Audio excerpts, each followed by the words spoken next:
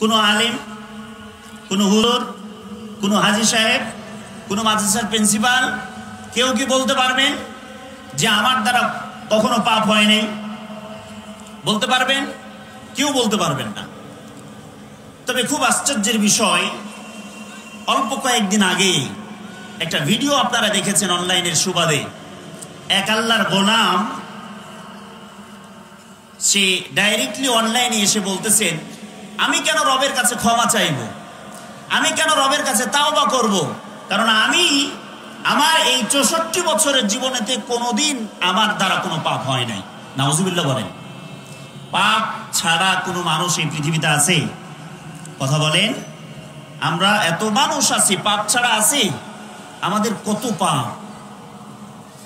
রাসূল করিম সাল্লাল্লাহু আলাইহি ওয়াসাল্লাম বলছেন, আল্লাহর রাসূল সাল্লাল্লাহু আলাইহি ওয়াসাল্লাম তিনি নিজেই বলছেন, প্রত্যেকটা দিন দিবারাত্রির ভিতরে কম করে হলেও 70 বার থেকে 100 বার পর্যন্ত আল্লাহর দরবারে আমি নবী তাওবা করি, ইস্তিগফার কামনা করি। অথচ গফিরা লাহু মা তাকদ্দামা মিন যামবিহি ওয়া মা তাআখার, আল্লাহর নবীর জীবনের আগে এবং পরের জীবনের সব গুনাহগুলোকে আল্লাহ তাআলা মাফ করে দিয়েছিলেন।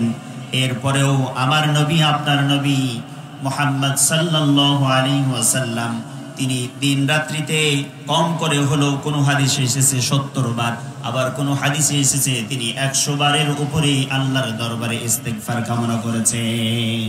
সুবহানাল্লাহ বলেন। রাসূল করিম সাল্লাল্লাহু আলাইহি ওয়াসাল্লাম যদি আল্লাহর দরবারে তার জীবনের সমস্ত গুনাহ মাফ হওয়ার পরেও যদি দিবারাত্রিতে 70 বার থেকে 100 বার পর্যন্ত তাওবা করতে পারে, 100 বার যদি আল্লাহর কাছে তাওবা করতে পারে, ইস্তিগফার কামনা করতে পারেন, তাহলে ও মুসলমানের সন্তানরা বলেন দেখি, আমরা দিবারাত্রিতে কতবার নামাজ ছেড়ে দিচ্ছি, কতবার মানুষকে ঠকিয়ে ফেলছি। ব্যবসা যারা করি মানুষকে ঠগাচ্ছি, এরপরে যারা বিভিন্ন চাকরি করতেছি প্রতিষ্ঠানকে ঠগাচ্ছি, সন্তানদের হক নষ্ট করছি। কত কিছু করার পরেও আমরা কেন সময় পাই না আল্লাহর দরবারে আমাদের গুনাহের কারণে, আমাদের অপরাধ করার পরে আল্লাহর দরবারে কেন আমরা বারবার ফিরে এসে তাওবা করতেছি না? আমরা কেন তাওবা করব না? অথচ নবীজি বলছেন প্রতিদিন আমি 70 বার থেকে 100 বার পর্যন্ত আল্লাহর দরবারে তাওবা করি। আল্লাহ রাব্বুল আলামিন বলেছেন, ইয়া আইয়ুহাল্লাযীনা আমানু তুবু ইলাল্লাহি তাওবাতান নাসুহা। আল্লাহ তাআলা বললেন, ও মুমিনরা, ও ঈমানদাররা, খুব মনোযোগ দিয়ে শোনার চেষ্টা করেন। আল্লাহ তাআলা বললেন, ও মুমিনরা, ও ঈমানদাররা, তোমরা আল্লাহর দরবারে তাওবা করো, তাওবাতান নাসুহা, একেবারে একনিষ্ঠতার সাথে তাওবা করো।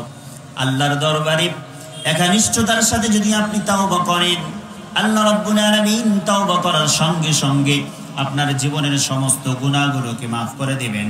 জীবনের গুনাহগুলোকে মাফ করার পরে আল্লাহ তাআলা আপনার জীবনে যতগুলো অপরাধ করেছেন, এই অপরাধের বিনিময়ে আল্লাহ তাআলা আপনাকে সওয়াব দিয়ে পরিপূর্ণ করে দেবেন। সুবহানাল্লাহ বলেন। তাহলে আমরা যদি অপরাধ করার পরে তাওবা করে ফিরে আসি, গুনাহ করার পরে তাওবা করে যদি রবের দরবারে ফিরে আসি, আমাদের লাভ না লস? একটু কথা বলে। অপরাধ করার পরে আমার দ্বারা অপরাধ হয়েছে, আমি জিনা করে ফেলেছি, অন্যায় করে ফেলেছি, গুনাহ করে ফেলেছি।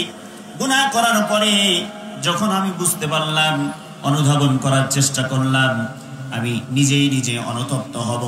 অনুতপ্ত হয়ে রবের দরবারে যদি ফিরে আসতে পারি, আল্লাহ রাসূল সাল্লাল্লাহু আলাইহি ওয়াসাল্লাম বলছেন, আল্লাহর যদি কোনো বান্দা গুনাহ করার পরে, গুনাহ হয়ে যাওয়ার পরে তাওবা করে রবের দরবারে ফিরে আসে, ফিরে আসার পরে যদি বলতে পারেন, ও আমার আল্লাহ, আমি তো রাতের অন্ধকারে মানুষকে ফাঁকি দিয়ে অন্যায় করেছি, আমি তো আমার পরিবারের আব্বাকে ফাঁকি দিয়ে অন্যায় করেছি, আমি আমার পরিবার থেকে মাকে, বিবিকে, আমার সন্তানকে, সমাজের মানুষদেরকে ফাঁকি দিয়ে অন্যায় করে ফেলেছি। ও আল্লাহ, আমি তো জানি আমি কত অপরাধ করেছি, কোন কোন পাপের সাথে আমি নিজেকে জড়িয়ে ফেলেছি। ও আল্লাহ, আমি এটাও জানি আমি যত অন্যায় করেছি সব তুমি দেখেছো, সব তোমার কাছ থেকে কোনো কিচ্ছু ফাঁকি দেওয়ার কোনো অপশন নাই। ও আল্লাহ, অপরাধ আমার দ্বারা হয়ে গিয়েছে। রাতের আধারে মানুষ যখন সবাই বিছানায় ঘুমের ভিতরে নিমগ্ন থাকবে, নিমজ্জিত থাকবে, রাতের আধারে যদি আপনি আল্লাহর দরবারে দুটি সিজদা দিয়ে চোখের পানি ছেড়ে দিয়ে রবের কাছে বলতে পারেন, ও আল্লাহ, আমার দ্বারা অপরাধ হয়ে গিয়েছে, অনেক সময় অপরাধ করতে চাই নাই, শয়তানের অসহসই পড়ে ধোকায় পড়ে অপরাধ করে ফেললাম, আল্লাহ তুমি আমার জীবনের সব গুনাহগুলোরে মাফ করে দাও। আল্লাহ রাব্বুল আলামিনের হাবিব সাল্লাল্লাহু আলাইহি ওয়াসাল্লাম বলছেন, আল্লাহর এই বান্দা চোখের পানি দুনিয়ার জমিনে পড়তে দেরি হবে, কিন্তু আল্লাহর ওই বান্দাকে আল্লাহ মাফ করতে দেরি করেন না। সুবহানাল্লাহ বলেন। আল্লাহ রাব্বুল আলামিনের হাবিব বলেছেন, ইন্নাল্লাহা ইয়াবসুতু ইয়াদাহু বিল-লাইল লিয়াতুবা মুসিউন নাহার। আল্লাহ রাব্বুল আলামিন নিজের দুটি হাত প্রত্যেকটা দিন তিনি নিজের দুটি হাতকে প্রসারিত করে দেন। প্রত্যেকটা দিন তিনি নিজের দুটি হাতকে প্রসারিত করে দেন।